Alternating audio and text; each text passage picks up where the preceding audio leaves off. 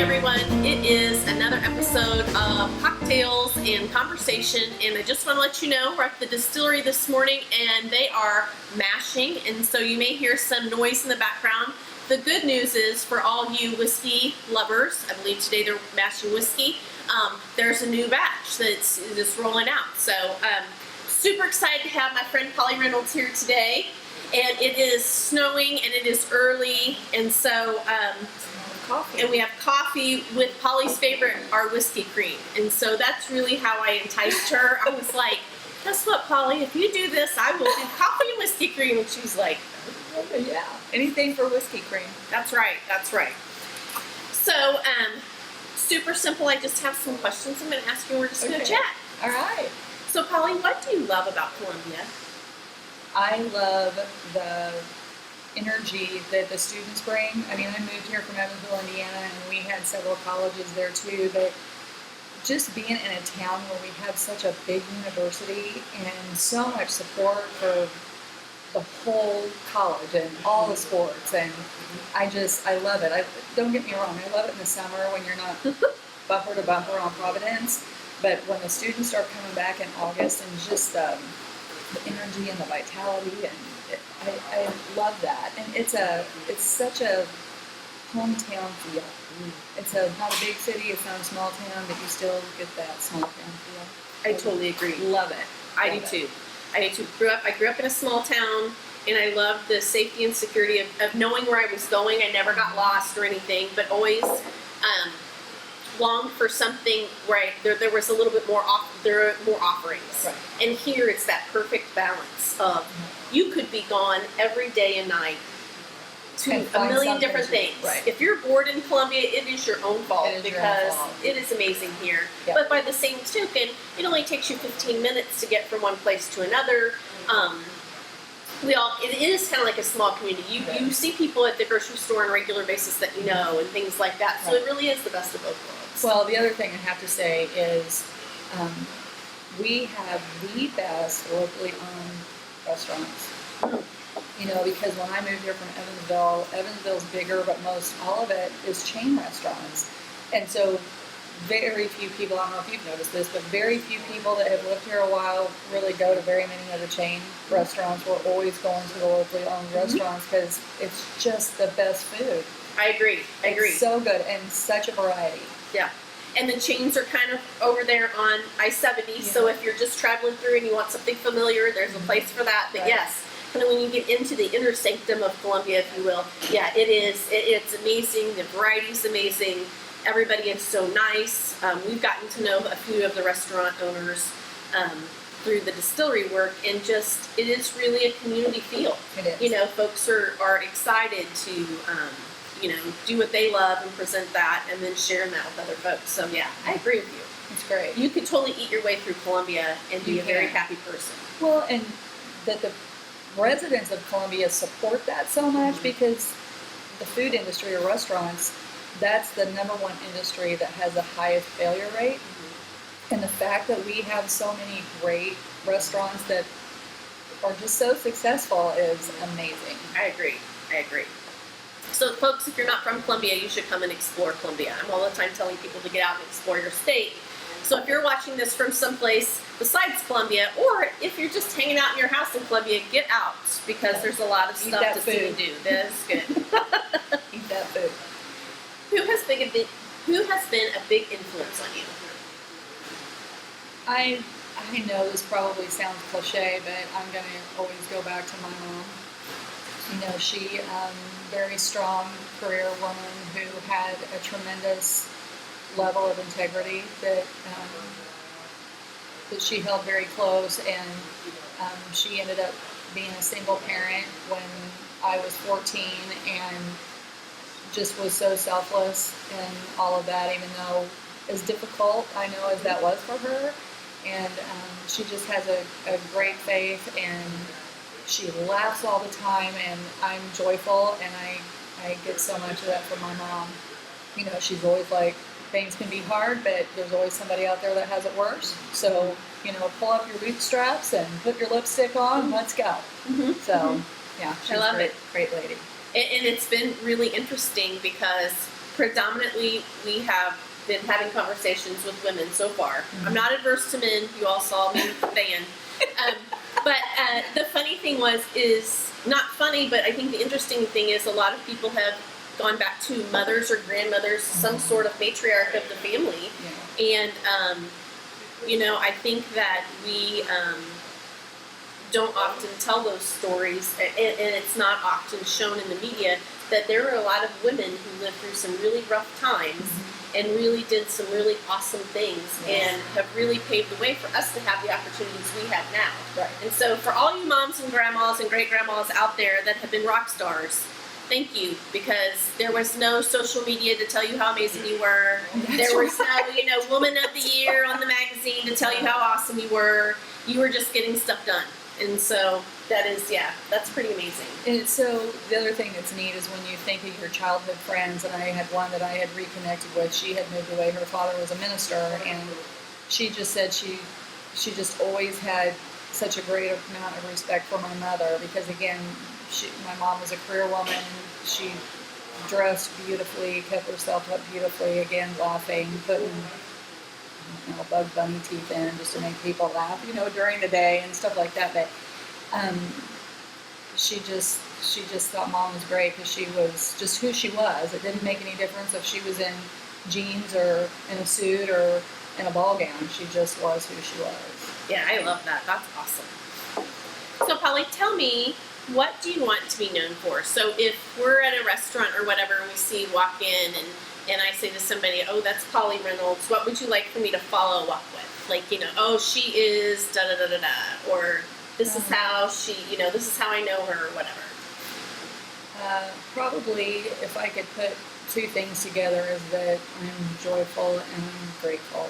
I want to be known as a very joyful person, a very grateful person, no matter what happens in your life. And we all have bad things that happen in our life, but just in the midst of all that I've always felt like in life, no matter what it is, if it's your marriage, it's your kids, if you always focus on the negative, that is what you're going to see. Mm-hmm. But if you focus on the joy, if you focus on your blessings and what you can be grateful for, then that's what you're going to see. And that's what I hope I'm going for. Well, I tell you, every time I see you, I'm always excited because you just light up, and it's like I'm the only person. It's like I'm the only person that you came to see there, whether it's just by happenstance or whatever.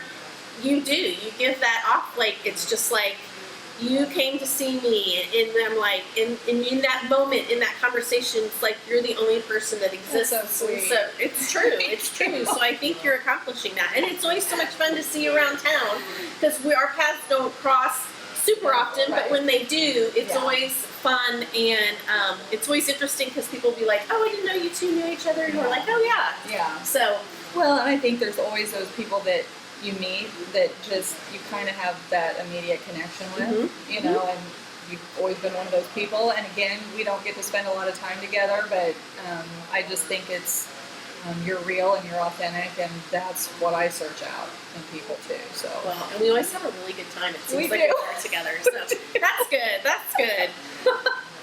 So, what advice would you give your 12-year-old self? Oh yeah, that's a good one, man. If we could go backwards and live again, knowing the wisdom that we have now is, I think for me is that your value needs to come from the fact that God created me and He sent His Son to die for me. And that's where my value and importance needs to come from, because after my dad left, it felt like I wasn't important enough for him to stick around because I was the last one at home. And so I really struggled with feeling important enough to people. Yeah, I cannot even imagine. Yeah. It was pretty rough, and I think that marked me in such a way that then when my husband and I got married, I was like, there is no way that I want my kids to feel this. Just don't want them to feel that. So, you both have to be on the same page, obviously. Yes. But, the word divorce was never even an option. So I just always thought, if you get to a point, which I never did, because I just had a fairy tale marriage, that if you get to a point where you're that miserable and divorce isn't an option, you better figure out something to make it good because you don't want to live the rest of your life feeling like that. Yeah, But it's a delicate balance. it is a delicate balance, but you know, we just made it work, and I was very blessed. So. Well, and I love the idea that you, like you said, everybody has to be on the same page. You have to go in and sing. Yeah. Even in the rough times. Everybody gets to see a lot of our lives play out right here, and it's not always pretty. But I think the thing that we have learned and that I have learned was, you know, one day Van said to me, I'm not going anywhere, and you're not going anywhere, so we've got to figure this out. Yeah. And so when you come from that place, not discounting that in the moment it's real and you're frustrated or upset or hurt or whatever, but that there is the willingness to say, okay, we're going to deal with what's now, but we're not going to let that bump in the road define who we are. We're going to move past it. Right. It's about commitment.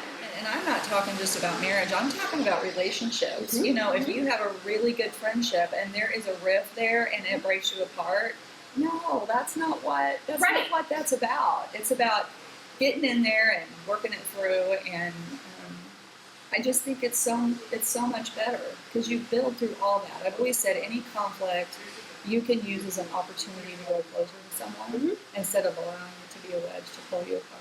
I totally agree. And, you know, it's crazy to think that you would ever get... I don't even get along with my own self sometimes. Like, you know, I'm like, that was the dumb... I can't believe, you know, you would think that, or blah, blah, blah, or this or that, and whatever. And so to think that you're going to be in any kind of relationship, like you said, with your parents, with your siblings, with your spouse or significant other, with your friends, with your coworkers, you're never going to have a relationship that doesn't have a bump here and there. Right. And so the idea is that, you know, oh, it's bumpy.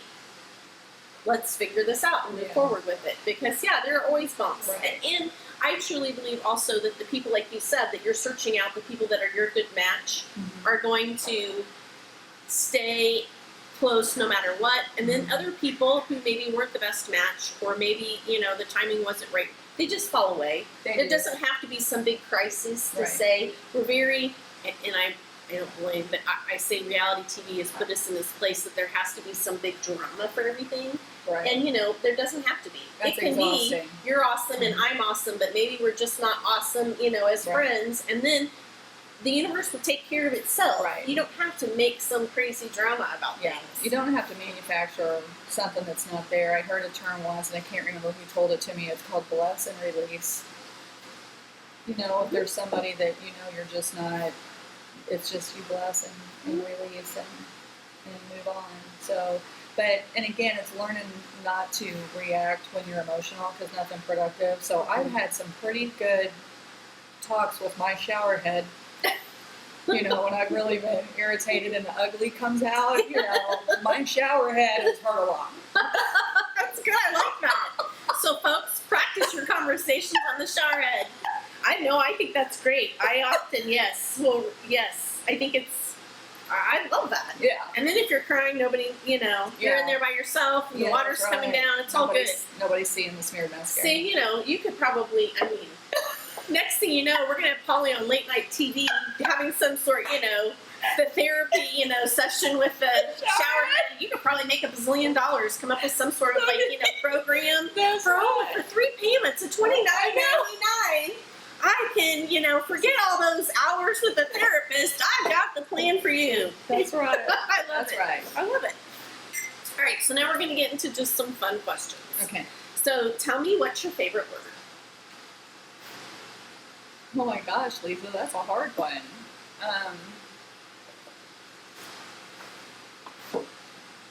I don't like it, but I like to say, you know, grigio. You like that? It's a fun word to say. I just think it's a fun word to say, and I, you know, again, I'm not a big wino or anything, but I always said, I just wanted to be able to go into a restaurant sometime and just order it. I wouldn't drink it, but I think that's awesome. I don't know. That's a good one. That was I really like it. stupid, but No, it wasn't. I like it. That's what you like. That's what you like. What's your least favorite word? Oh, I can't say it. Okay. There you go. You can put your imagination to the test. Yeah, that just, yeah. Right. There's a couple of words that, I guess I don't like the word, if I can say a word, I don't like the word perky. I don't, you're never gonna hear me describe anything as perky. I don't like that word, but yeah, there's a couple other words that I can't. I'll tell you when the camera's not rolling. All right, I got you. So what sound or noise do you love to hear? My grandkids laughing.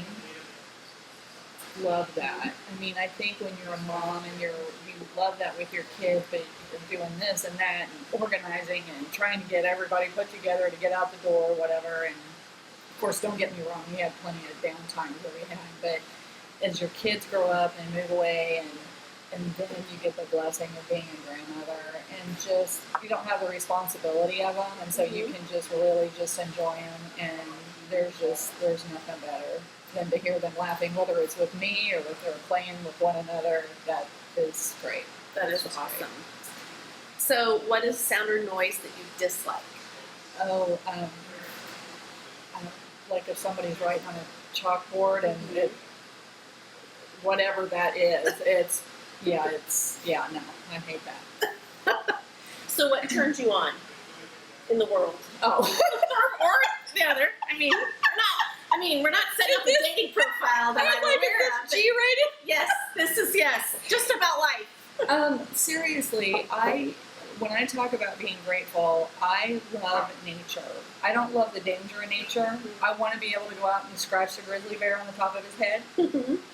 But it will stop me in my tracks, like when the leaves start to turn, if somebody's talking to me in the car and we're going south on 63 and you see those beautiful colors on the bluff, I'm like, just stop. Just look at this. Look at the beauty of nature. And in the wintertime, even if it's an ice storm and we're all growling about it, but when you see the moon come out and you listen on the ice, on the tree branches, it just looks like you are in a crystal kingdom. And again, in the spring, when the trees are budding and the flowers are coming, I mean, I love the beauty of nature. That just thrills my soul. I totally agree with you. I love it as well. And you've recently moved. Yes. And you've got some really great windows. You've got some really great scenery. Yes. That I'm sure is just delightful. It is awesome. And, I sit there. There was one day I was sitting there in my living room. I looked up and just the vibrancy of the colors on the trees. And, I mean, like, I get to see that every day. I'm like, how blessed am I? But I've always loved nature. Loved it. I love golfing. And even if you're having a really sucky day, you're still out golfing. Yep. I mean, golf courses are, they're just beautiful. You see deer running. They're just, it's a great place to be. Love waterfalls too. Just love the sound of those. That's another sound I really love. Me too. I love the sound of water. Yeah. It's just, really nice. Awesome. Peaceful. Alrighty. What profession other than your own would you like to attempt? I love interior design. So, like our new offices, I helped with all of that and then did all of the decorating and have done some of that for some of my clients, my wealth management clients on the side. Because I always tell people I'm a CPA by trade, so if you get really creative in accounting, you go to jail. So I have to find another way to do that. That's awesome. It's true. That's awesome. But I do like interior design better than I do interior decorating. Like, I love figuring out custom tile and how we're going to put that in and picking all that out, and hardwood floor design and just the architectural stuff interior on a house, more than whether these little stack of books with this little pretty base on top of it. If that looks pretty right there. I really love that. I've always been a pretty creative person, so that's the last question. We've already, talked about the words you like and professions and everything. And so the last question is, if heaven exists, and I know in your case it absolutely does. What would you like to hear at the pearly gates? The Hallelujah Chorus. I've sang my whole life, and so music for me has been You don't have to analyze it. You don't have to think about it. It is just straight from God to my soul. And I love music. So to show up at the pearly gates and the Hallelujah chorus, one of the my music minister that I was so involved with in Evansville, he and his mother and his daughter were all killed on November 13th of 2016 by a drunk driver. And so, and he and his daughter sang, and his mother sang, and I just picture them when they entered heaven, David being in the middle with Sophie on one side and Ruth Ann on the other, and just, singing as they went through the pearly gates. And I just think being greeted by Jesus and my husband with all the angels singing the Hallelujah chorus would just be awesome. Sounds pretty grand there, Polly. I love it. Well, Polly, thank you so much for sitting down with me and taking some time. It's been so fun. And look, so a woman of many talents, CPA and interior designer. I did not know about the singing, and so singer extraordinaire. And I also know you do a fair amount of cooking. I love to cook. See, yeah, that's a hobby kind of thing. I love to cook and make greeting cards. Renaissance woman Polly we had today. I love it. It makes me very happy. And so thanks for spending some time with me today. And as we get into, you're welcome. And as we get into the Thanksgiving and Christmas season, thank you for being so awesome and being my friend. Cheers. Love you. I love you too. All right, folks. I'm going to take a little drink of my coffee. So you can follow me on Instagram, Life is the DogMistress. You can subscribe to my YouTube channel, Life is the DogMistress. I will tell you we're going to continue on with the conversations and cocktails theme for a little while with some other things peppered in. I think a couple weeks ago I was at Wynwood Winery, and so I did a little thing there. And I'm really enjoying the series. So if you know people that you think I should be talking to and having cocktails with, or you want to, say, hey, I'm one of those people, please let me know, because this is a great series, and I know these people pretty well, and I'm always amazed by the amazing things that I learn about them. And so have some conversations and cocktails of your own with people and get to know them, and cheers.